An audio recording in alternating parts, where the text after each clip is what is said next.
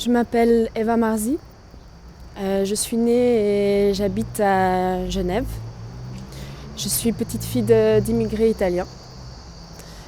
Et je publie ce printemps mon premier recueil de poésie, Nuit Scribe, aux éditions d'en bas.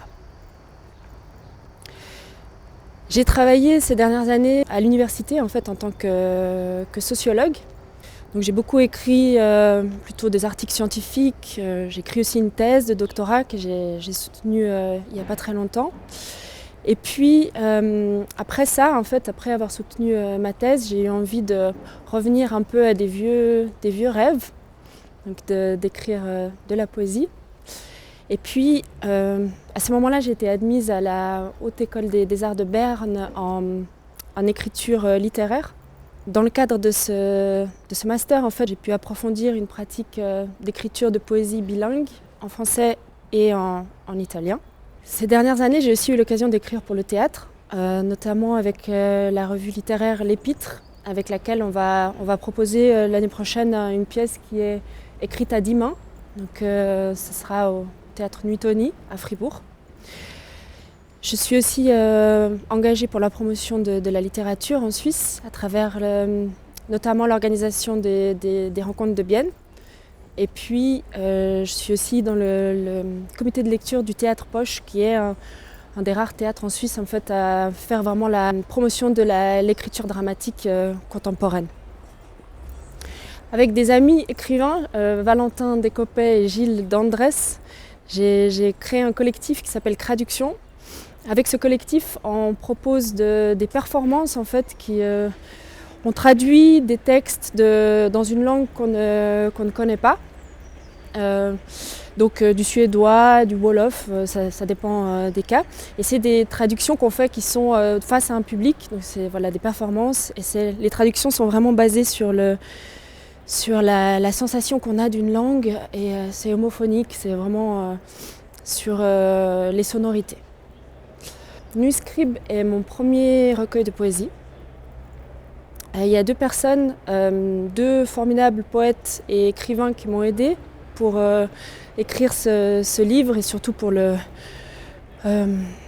pour qu'il aboutisse là où il est maintenant. C'est Pierre Lepori et Pierre-Alain Tache. Et je profite aussi ici de les remercier vraiment très très chaleureusement. Dans ce recueil de poésie, un narrateur se réveille à la suite d'une catastrophe naturelle, un effondrement dont il a tout oublié. Et à partir de là, il va se lever, il va commencer à errer dans un monde minéral, un monde de lacs, de forêts, de montagnes. Et cette nature qu'il traverse, elle est à la fois calme, mais elle est aussi assez inquiétante et assez énigmatique. Donc c'est un univers où les arbres vont se cacher dans la forêt parce que ce sont des lâches ou des voleurs. C'est un univers où les abeilles se sont déjà noyées dans le miel et on ne sait pas pourquoi. C'est aussi un univers où, par exemple, les constellations, les étoiles sont raturées et n'assument plus la tâche de guide du voyageur.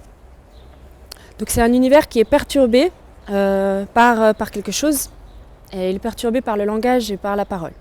Ce qui est important, ce que j'essaye d'exprimer à travers ma poésie, c'est de rétablir une sorte de fluidité, je pense, entre l'être humain et la nature, entre le végétal, l'animal et l'humain. Aussi par rapport à la crise écologique qu'on traverse actuellement. Je pense qu'on ne peut plus écrire aujourd'hui comme on écrivait il y a 100 ans sur la nature de manière complètement romantique et naïve. On doit tenir compte de tout un contexte qui est là aujourd'hui. Donc ce narrateur, il essaye un peu de se construire un monde autour de lui qui est un monde habitable, où il peut vivre, qui serait en symbiose avec justement la nature, mais c'est un processus qui n'est pas évident, c'est hanté par énormément de peur. Au fur et à mesure des pages, je dirais au fur et à mesure du recueil, plutôt sur la fin, il y a quand même une forme d'apaisement qui arrive, peut-être aussi quelque chose en lien avec de l'amour. Et je dirais finalement que ce recueil il pose un peu la question de qu'est-ce qui se passerait si on arrivait à lâcher prise, si on arrivait à laisser à d'autres que nous la prise en charge des mots, Et puis voilà, on laissait la nuit devenir notre scribe.